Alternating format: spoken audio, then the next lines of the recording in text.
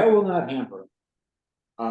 So instead of introducing you, John, since I think you could probably do a better job than I will, if you could introduce yourself for people who would be viewing this online and telling us how you came to interact with the Passive House. Absolutely. Yeah. Well, thank you, Mike. John Notermann is my name, and I am, like I say, a local resident here. And I have lived here for about 8 years with my wife. We got some kiddos. They're back at home. He's putting them to bed. And or soon. And yeah, actually, I came across Passive House actually by Dave and Diane's house.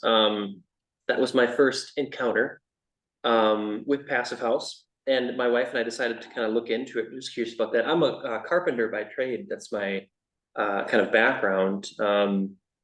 Though for the pandemic, I've kind of been off since the pandemic, basically, with a higher risk daughter. So I actually kind of took like a 3-year, been like on a 3-year sabbatical. So from my working, but I'm still a carpenter and somebody with construction and things building kind of at heart. That's kind of something that I have always liked. So I found Passive House, and it was a fit immediately, and I couldn't stop talking about it, thinking about it, and I finally just got invited and cajoled different ways to kind of start promoting it and doing things. So, and I sort of more or less recently took on the title of outreach coordinator, which is sort of loosely just given to me just because of what I typically do. So, but yeah, that's kind of the background. Yeah, that's kind of who I am. So, I don't know. I can certainly start with the presentation if that's, we are Passive House Minnesota. We're a chapter of the Passive House Network. And that is a association of Passive House professionals here in the United States, but it's also the North America generally.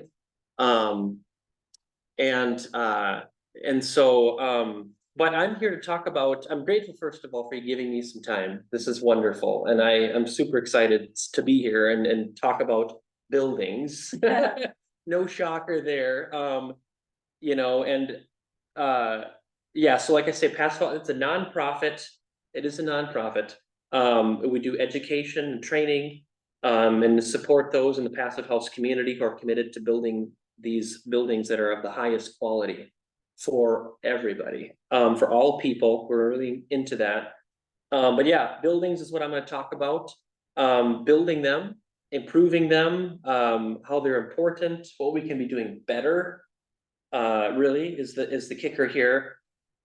Why are they so important? Because we spend 90% of our time indoors, believe it or not, according to this presentation that the Passive House Network put together, which is no shocker to me. And this is going to be a bit engaging because we have a smaller group online stuff. So I'm totally fine with it. I don't need to be rambling. And I will say one thing, when you and I spoke, yeah, I kind of gave you the time parameters, but our agenda, especially with the limited people here tonight, will be shorter. So, okay, you and take your time. Yeah, for sure. Absolutely. No, that's good because I tend to kind of just add a little details here and there, but yeah, 90% of our time indoors. And buildings account also, and this is probably one of the most critical pieces here, buildings account for 40% of global emissions. And so that's a huge proportion, massive proportion of emissions. Building utility costs are too high, and energy insecurity is only growing, obviously. Buildings are often unhealthy and make us sicker, and they make us poor, quite frankly, driving greater social inequity. So there's this huge piece that Passive House is connected to driving social equity, because it's providing, I'll talk more about that. We can sort of discuss all these things, but big piece of it for us. Buildings can be unsafe when the power goes out, flat out unsafe. We're just seeing this in parts of the country, So basically, let's do a thought experiment. Let's try to imagine the perfect building. What's the ideal building? So come up, you can even just give me some ideas here. Anyone wants to give me some thoughts. The perfect building, give me a descriptor word. Temperature controlled. Yep, temperature control, that's great. Yep, yep. Windows or access to natural lighting. That's right, natural lighting, yeah. Mhm. And airflow. Airflow, yep. Oh, Air Airflow. quality. Air quality, yep. Anything, any more descriptive, what else would be perfect about a good building? Inexpensive. Versus not a good- Indeed. Yeah, inexpensive, okay, you can afford it, yep. Self-cleaning. A self-cleaning building, okay, that's not as much what I'm gonna talk about, No. but it connects to. Okay. Place where people can gather. Yeah, okay, like an inviting space. Yeah, Yep, okay. comfortable. Yeah, Aesthetically beautiful. aesthetically Yeah. beautiful, yep, okay. So let's touch on some of these, we can add others. So the perfect building would be, we've kind of touched on it a little bit, would be warm in the winter. It would be cool in the summer. You're doing a fantastic job, Shevik, by the way, actually, because I'm not actually asking you to change the slides, but I think you're following me pretty well. Yeah, yeah, and it wouldn't be drafty or uncomfortable. Mhm. You would have low energy bills and you would use little or no fossil fuels. Another ideal here that is really important for all of us, I know. It would be affordable, big one there, affordable to build and operate. Mhm. The air inside would be healthy and free from smoke, soot, pollen, mold, bugs, right? This is all ideal, right? You could shelter safely in place during extreme weather. So it's a real shelter. It provides you with the real shelter. Mhm. It would be quiet on a busy street, Mhm. peaceful. This imaginary building, well, it's real. It's a passive house building. Obviously, it was kind of leading up to that. Sounds pretty awesome, right? Almost too good to be true. Yeah, it sounds amazing then. Well, yeah, it's a passive house building. It's a place for families and students, workers, whoever, to not just survive, but to thrive. So the great news is that what we're describing isn't actually imaginary, as I said. The first passive house building was built in Darmstadt, Germany. In 1991, it was a 4-unit building. So that's the kind of the chronology here of this building standard. As I said, this is the standard to which you can build a building. 91 is when it started in Germany. I guess no shocker there. Your I have a Bosch dishwasher, which is like high, really. So the Germans came up with this one, so I'm not surprised. High efficiency stuff. What is it? What's a passive house? Passive house is the world's most rigorous energy efficiency building standard. And the standard drives the quality. So the very qualities were just imagined is what it's driving that quality. So when you build it to this standard, this is what you're gonna get. So passive house, if you may have heard of LEED certification, LEED, Mhm. LEED, yeah. So passive house, it's actually great. We have a crosswalk certification with LEED, but if you were to look at LEED's energy, category, it way outperforms that. So, LEED certification is great. All these other certifications are wonderful, but passive house is for energy, operational energy, it far outperforms all of them. It can be used in new construction or renovations. It can be historic as well as traditional or modern and sleek. So it's kind of a misnomer. I think sometimes people think that it's only possible when you make it like a modern looking building. It's actually is possible to do. It can be used in single family homes, office towers, school buildings, apartment buildings, not just houses. So you have a question, yeah. I was just wondering, when you talk about an historic building, Mhm. is there specific things that might diverge from how the building was built to what would make it passive for the house? Yeah, that's a great question. So I would just say like it's more easy to build new than it is to retrofit. which means if it's a historic building, it's been there for many years, it's gonna be more challenging. To retrofit it, it is possible, but you know, for some of these buildings, we might wanna just invest. And in some cases, it's not possible. In some cases, it isn't possible to retrofit to this level of a standard. You can do energy efficiency measures, but making it a certified passive house might not be possible in all cases. That has to be, you know, so. But that's It a has great, been done in the past, the path is certified with historic buildings. I believe so. I think so. I think there's been some retrofits. Particularly, I think it's easier to do on multifamily buildings. Cause you have to just do the facade of the building and you know, the exterior, and you have all this interior that can stay the same. If you're talking about like on Summit Avenue, you know, that's gonna be a little bit more tricky, you know. Without significantly you know, I would say gutting it and doing all this stuff to it, you know. But the reality is there's the building stock that we have, there's so much that we can do with it. And then anything that's being built new is just a no-brainer in my mind. But yeah, then some historic stuff might not be possible, but it's, you know, to be honest about that, but,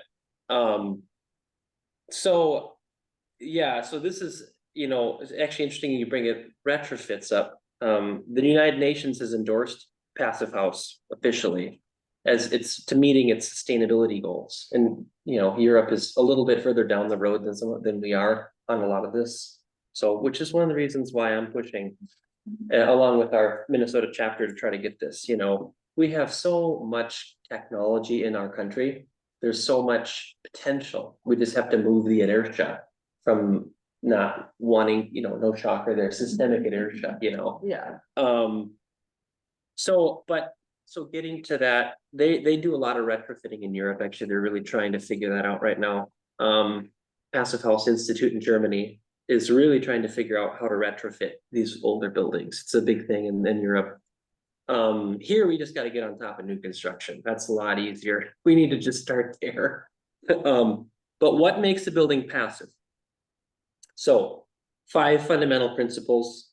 The first 4 focus on the structure of the building. So we have the first principle is it's continuous insulation. The building envelope is what separates the interior from the exterior. That's what we call the envelope. And continuous insulation helps maintain the steady indoor temperatures with little heating or cooling. So think of a thermos. It's all the way around, you know, the lid, all the way to the bottom, everything, you know, very well insulated. So it's like a thermos in that sense. That's the first principle. The second one, the insulation thickness is also it's climate specific. So you're not going to have it be the same, you know, for down in Texas as you would up here, you know, or as you would if you jumped into Alaska, you know, for instance, or something like that. Definitely there's some tailoring it to that. It's true that passive house buildings actually in Minnesota here, we turn off or they turn on their heat really for only a few days in the winter. So that's levels of insulation we're talking about, like a lot more. The next one is the enclosure. Principle 2 is the enclosure is airtight. So which means that it keeps the cold air outside in the winter and the warm and humid air outside in the summer. There's no air infiltration happening, very, very little. It's a lot tighter. We would say tighter, like that's a jargon for it. Lets in very little air. I don't know if people notice in the wintertime, like you go down to the basement, it's a lot colder, right? And if you were to you know, so what's happening is when that heat in that house goes up, it wants to push out like a hot air balloon. And then there's got to be replaced there. So it sucks it in crevices in different places in the house and it brings it in and then it draws it in through the building, which is not healthy. And so that's called air infiltration. It comes in and then it goes up and out and we just keep actively pumping the heat on to keep charging the air. Yeah. vented soffits for the rafters, Yeah, would that be included in this yeah, principle? yes, yes, it would, yeah. So you're talking about the, like the facade on the outside of the house being vented, and that's pretty important too. So a lot of times, even on these new builds, they'll have the siding will have a space, like a space between it. Even though after that space, there's tons of insulation, but it still will allow a vent to, for air to move. That's a very common thing still. Is that kind of what you were thinking? Right, the exterior walls, as you Yeah. mentioned, and then also up on the roof, Yeah.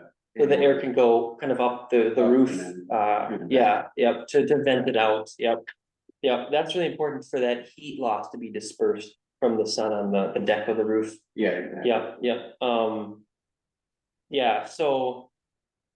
Yeah, no, those are really, really important, but passive house does not exchange that air with the inside of the building.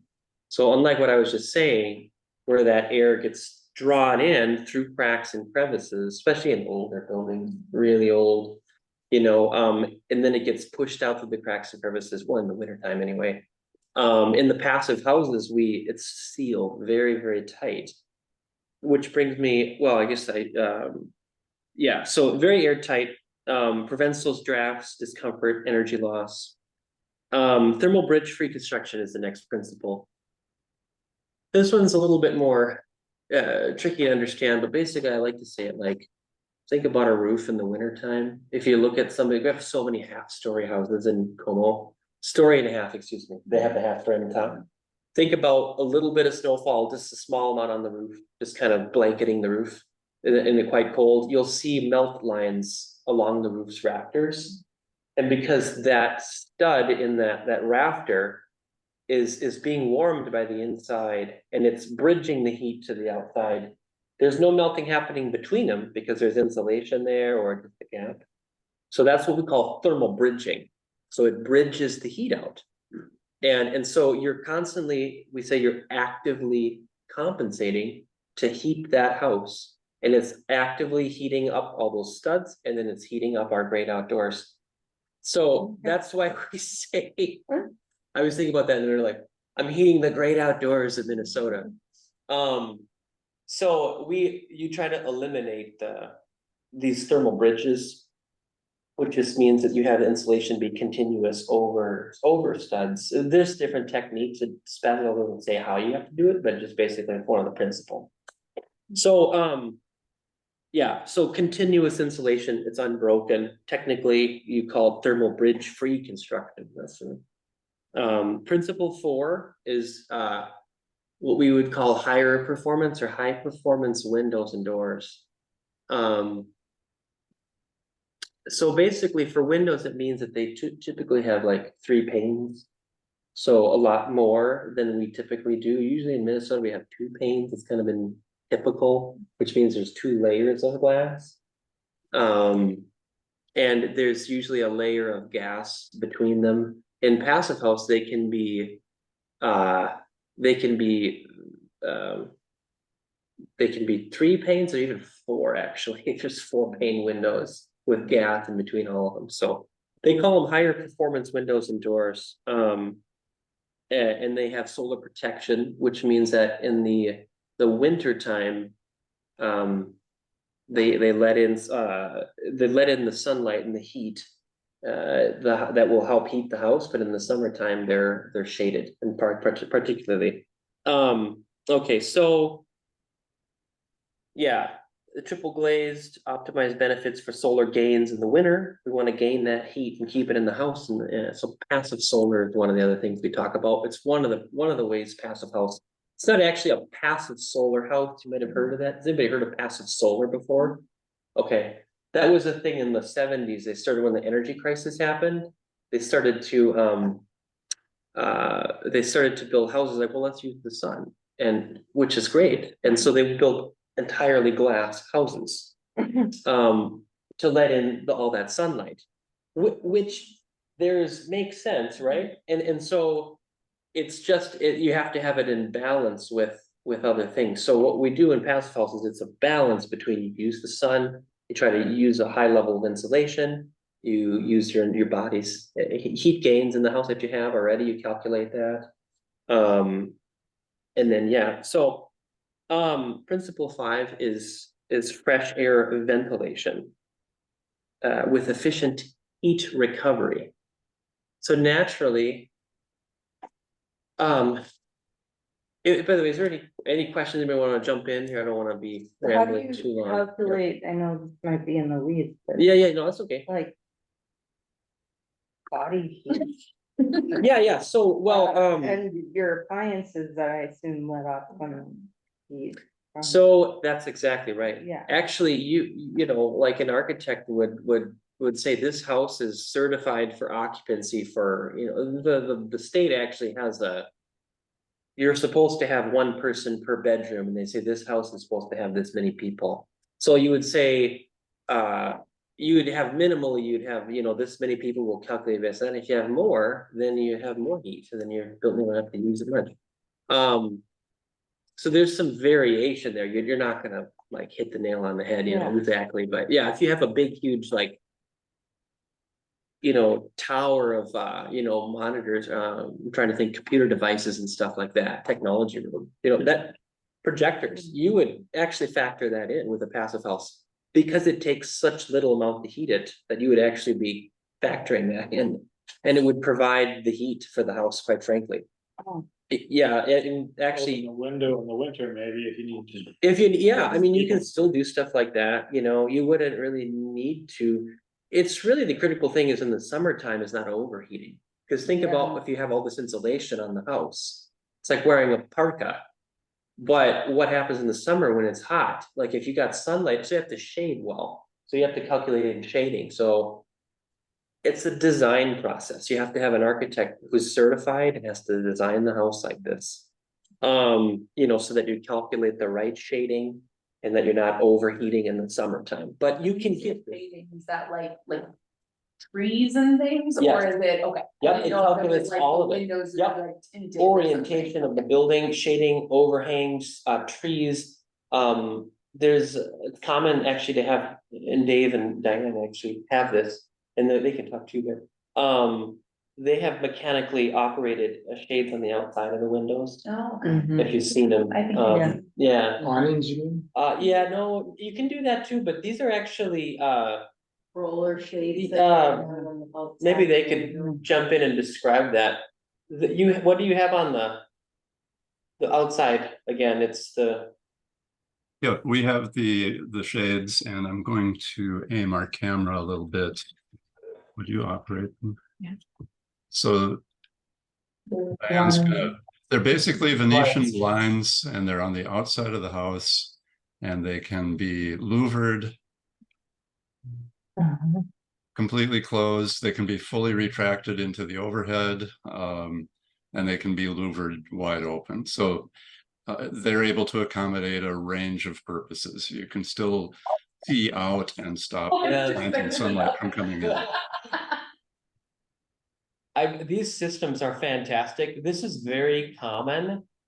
I happen to know it because the Minnesota chapter is led by or started and founded by architect Tim Ayen, who was the one who designed this house and worked on Dave and Diane's house. So, and we talk about it, and they use these exterior shades a lot. And does anybody can guess why do you think that might be? Why would you put the shades on the outside? Anybody have a thought based on what we're talking about, internal heat gain? Oh, it stopped it before it got in the house. That's right, Yeah, yeah. okay. So if the shades themselves, the shades themselves actually would produce heat. So in our houses more conventionally, the shade being on the inside doesn't really, it actually saves you a lot of heat. Because you're keeping that sun from hitting the carpet, you know, and heating up the whole room. But in the case of the passive house, when you're talking about a lot less energy and a lot tighter house, you actually put the shades on the outside, because if it was on the inside of the window, it's actually providing you a heat source. And we want that heat outside in the summertime when we need the shading. So that's why it's on the outside of the windows. So all that heat is outside when that shade is protecting them from that sunlight. And the shades in theory are heating from that sunlight and it's all outside, so. They keep cool and they might even be able to tell you about this themselves, but. There's a lot of work in on the architecture side to make sure that you're calculating not that you won't be overheating in the summer. With these buildings, it's really critical, especially in climate change. This is gonna be extremely critical, actually. I don't know, can you speak to that, David? And do you get overheated at all, or do you feel like that's ever a problem? It's not as long as we use the shades, But, I see, okay, but we have two windows on the east right? that we don't have shades on. Right, so there is, for the main entrance of the house, a portico roof that shades the entry door. The entry door has a glass pane in it and a side panel of glass. And on the really, right around solstice, June 20th, around there, the sunlight does pour in there quite a lot, very early in the day. And so we have taken to putting some white material on the inside of the glass panes early in the day, just to keep more of that light outside, and it does make a perceptible difference. Yeah, the shading strategy, yeah. Yeah, and you know, the design is great with the portico roof shielding those windows most of the day, but we thought let's push it as far as we can, and so we're using a white foam core board to reflect more light during those early hours. Oh, sure, yeah, and it won't transfer through the foam board, that's a good insulator, yeah. All good strategies, yeah. The watershed district, I don't know how active their building is that they moved into a couple years ago. Yeah. Their, I don't know if their blind shades are on the outside or not, but Oh, they have it timed. yeah, Based on time of year, so it'll go down, you can override, go down automatically when it's needed, and then. yeah, The intensity too, are those something that are done on houses? that's exactly what it is. I'm pretty sure it has to be like. It really should be part of a program, because otherwise you're gonna, you can do it based on feel, but then every day you lower them, you gotta make sure you're not, and you gotta be there to put them up when it's required, because remember, if you get that sunlight in there, it will overheat in the passive house quickly, so shading is really important. It's that same insulation and air tightness that's keeping you super warm in the winter with hardly any energy can be, if you don't do shading, can be extremely a problem. So that's why these two principles have to go together. But you just design it into the building, it's a lot easier to build new, as I said. It's a little harder to retrofit when you have a building that's facing, you like to get a lot of windows facing south so that you can get all that heating in the winter. And then in the summertime, just cut all that light off, or shade it. And then you keep all that heat out of the house, and then the insulation can keep the heat out of the house too. So the insulator works that way, but I'll continue on here. This is really good. I'm grateful. Thanks, Diane and Dave, for sharing. Turn over here, so page 5. So yeah, fresh air ventilation is what I was doing next, and what I was saying about the air tightness. If we didn't do any ventilation, it would be what we'd call sick building syndrome. It would be extremely problematic. You can't tighten the house so much and then not ventilate it. So you have to ventilate it. Those principles go together. But the question is if you have to ventilate, well, what do you do in the wintertime? You're going to be, and actually a lot of houses have a passive vent, not connected to passive house, actually. It's different. It's just letting in air from the outside when you have to turn on the bathroom fan. A lot of times there's a passive inlet somewhere, when somebody put in a vent in your house, or if you have one, a lot of times there's a passive inlet, or if it's old enough, you don't need one because the air just gets sucked in everywhere. So, but in passive house, it's called balanced ventilation, which means that whatever you push out, you're gonna suck in at the same balanced rate, so that everything in the house you're not making the house negative pressure or positive pressure. They balance it out when they do the system. They have to do the air intake things. They have to sort of close them a little bit as an adjustment, and they balance it all out. And then when those air streams in that unit, that HRV, heat recovery ventilator, they call them, or ERV, energy recovery ventilator. When the air streams go through, they actually cross and they exchange the heat or the temperature. And so you keep the interior temperature because it's crossed to the other airstream. And so it's a great technology. It just keeps you from having to constantly reheat that same air.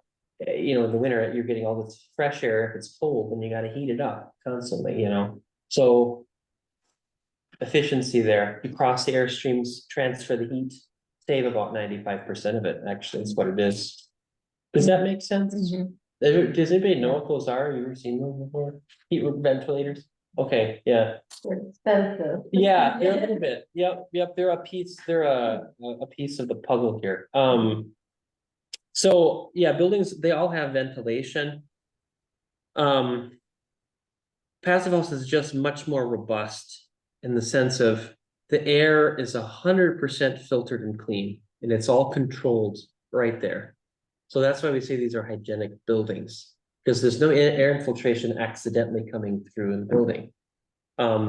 Very, very important when it comes to these smoke events. Really, really critical design feature that is gonna help us in the future and even now Yeah. as we go into this era of climate change and all of the things that are gonna be happening that we're gonna have to adapt to. That's really the biggest piece of passive house, I would say. Yes, we're lowering emissions, but it's really an adaptation strategy. It's a shelter, it's a, you know, and so that's really the biggest piece of that I'd like to emphasize, but, Do you ever open the windows? I mean. yes, yep, yeah, you can, kind of a common misnomer that you can't open them. So that's actually a great question. You can open windows and passive if you want to, there's no problem there. Yep, you can get the clean air. You just don't have to. Like you do in an older house where eventually you're like, man, it smells in here. Like, you know, Stuffy. finally we get to hit 50 degrees and we're like, open up all the windows and let's get the air all out, you know. We don't have to do that in passive house. You can just do it if you want to, if you like that, you know. But so anyway, clean indoor air year round. So so slide 27, I think. Here. There we are. Yeah. Passive house is the greenest of the green building standards. It's 5 is the number of standards. It's a LEED certification is another one. You can build a building to these standards. It's 5 principles, and their careful calculation ensure that heating and cooling loads can be predictably reduced. We can predict it with the design, and the reduction is up to 90% over an old building. So over traditional construction. It's a little bit less, but not much, but it's a little bit less for new code construction. It's like 60 to 75% reduction.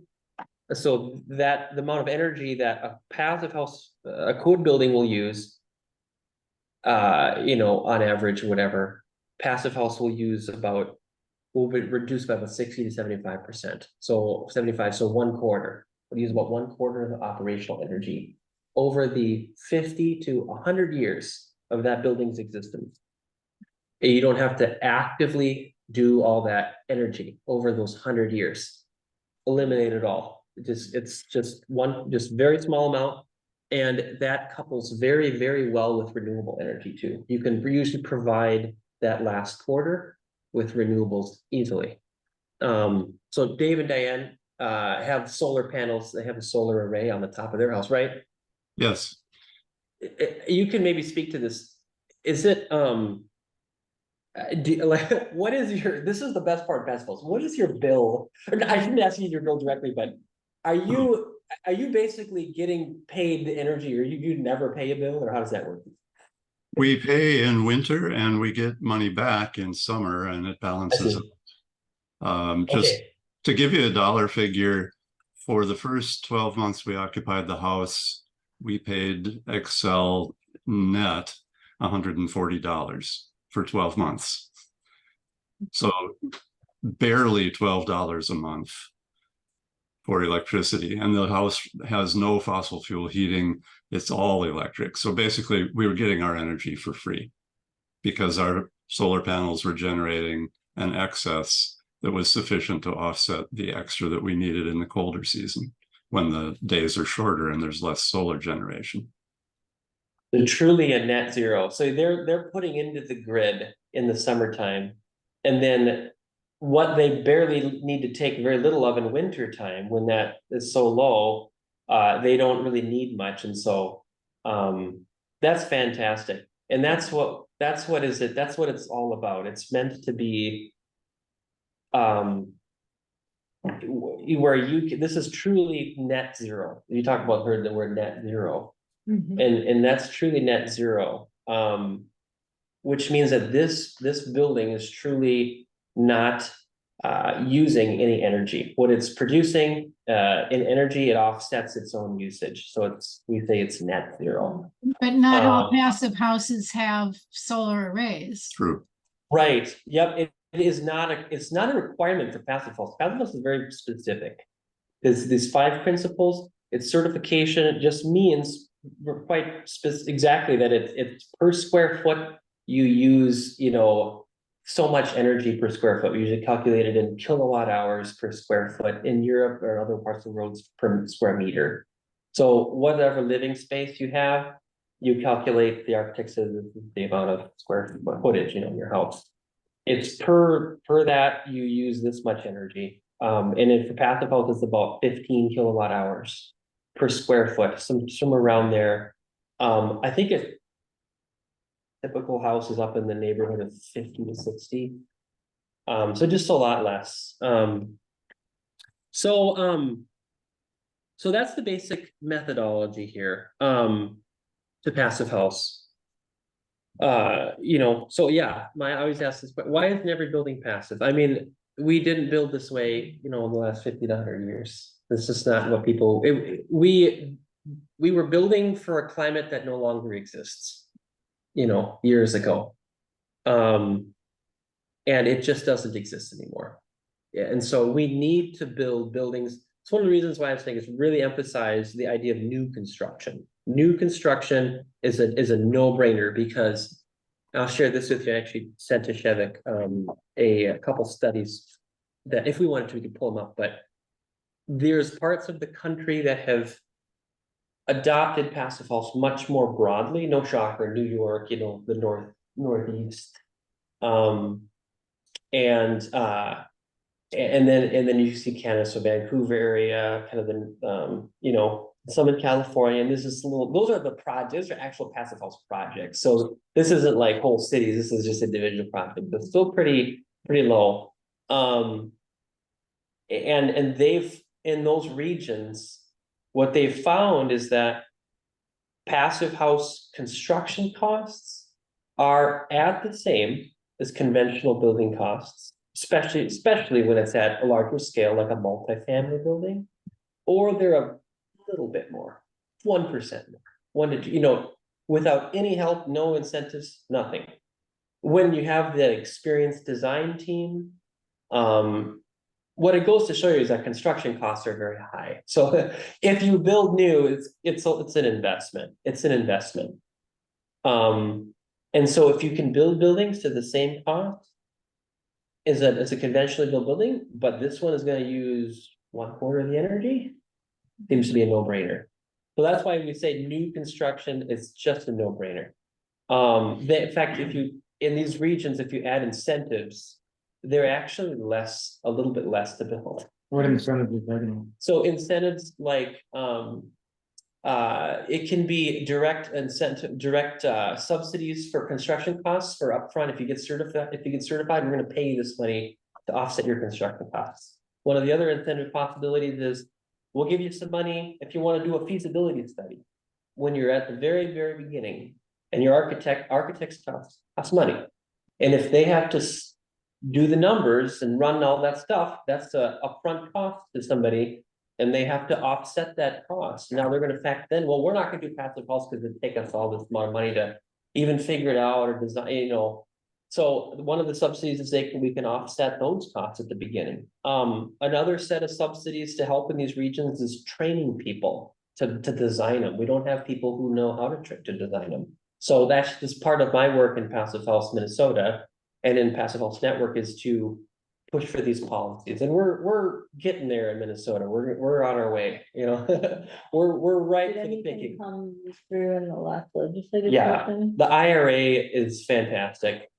It's just not quite yet passive house specific, but like zero energy ready homes, there's a lot of, the Department of Energy has programs and incentives, tax credits and stuff, No, not the IRA, but. not the IRA. I'm talking about Minnesota. Minnesota specific. Well, Yeah. we're gonna get some of those fundings, some of those funds soon. But quite frankly, we, in our own state policy, I'm working with, I just had a meeting with Athena Holland yesterday, Representative Holland's for our, I Yeah. assume we're all in her district, Our 66 ward. B ward, yeah. And she's really on board. She knew about passive, she just didn't, it takes a group like us, like our Passive House Minnesota, to push legislators, give them the tools, give them the language. That's how these other regions work. Is they had groups of people who worked with them and just helped them with the language, and then that's what they're doing now.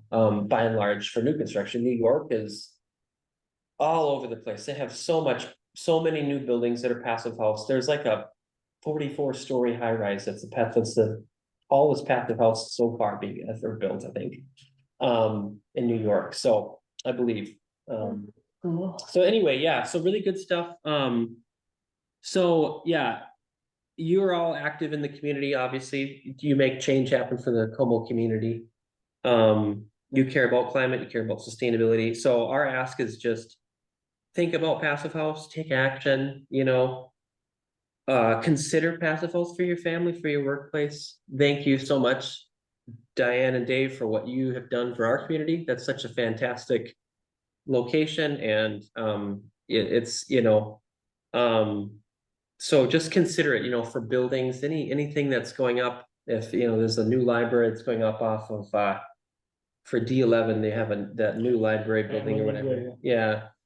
And I actually talked to Jenny about it, and I think they're a little too far along in the design process yet. I don't know. But anyway, so things like that, like getting on top of those and right at the beginning, considering if you have a friend who's, you know, they're gonna go out and buy 10 acres of property and build a house.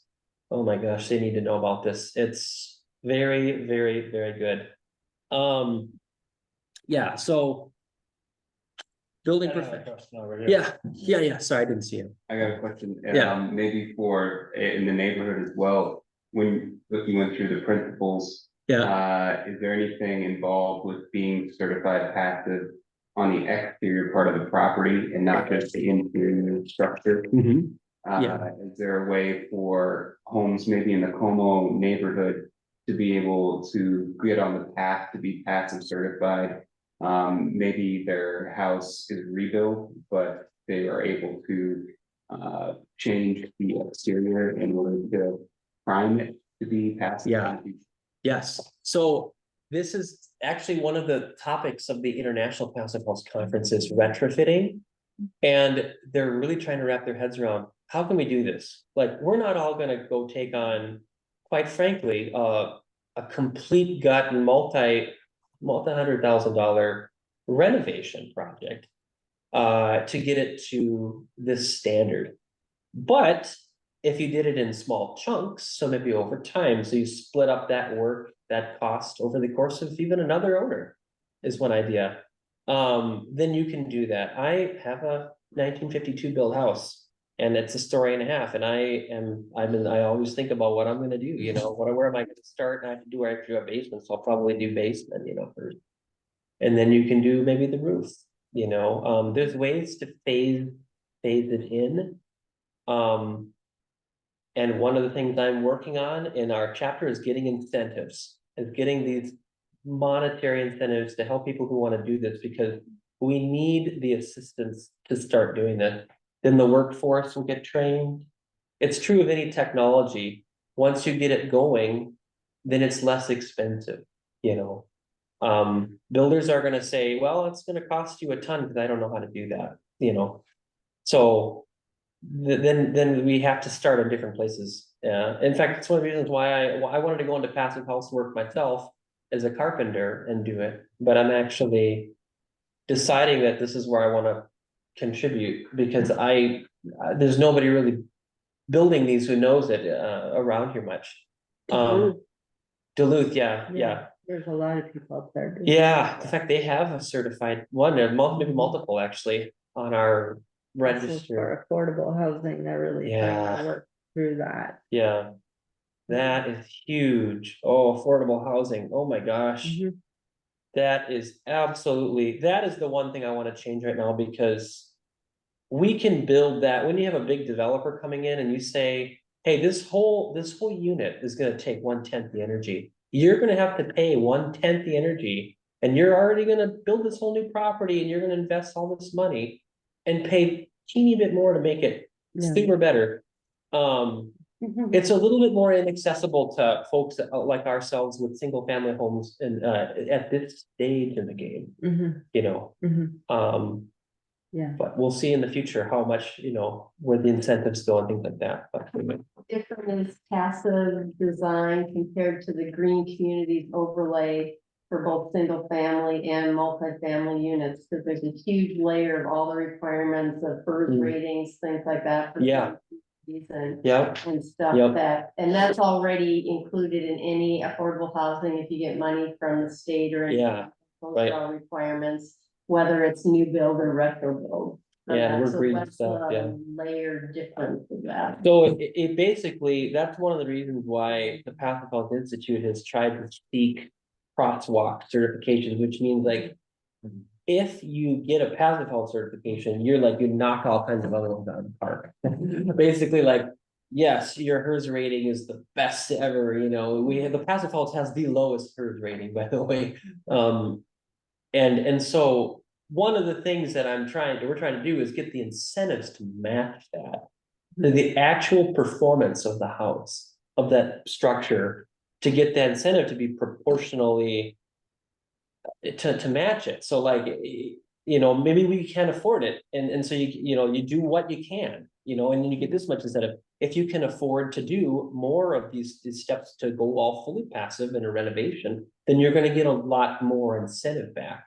So right now we don't have quite the tiered system that way. And that's what we're trying to work on in Passive House, Minnesota, but but like I say, the incentives for multifamily, especially these low income, it's such an equalizer, putting people that really need it in the quality buildings, John, we do have to Yeah. some business here, but I Absolutely, wrap up. yep. I have one quick question for David, Diane. In your living environment, what would you do differently, or what do you dislike?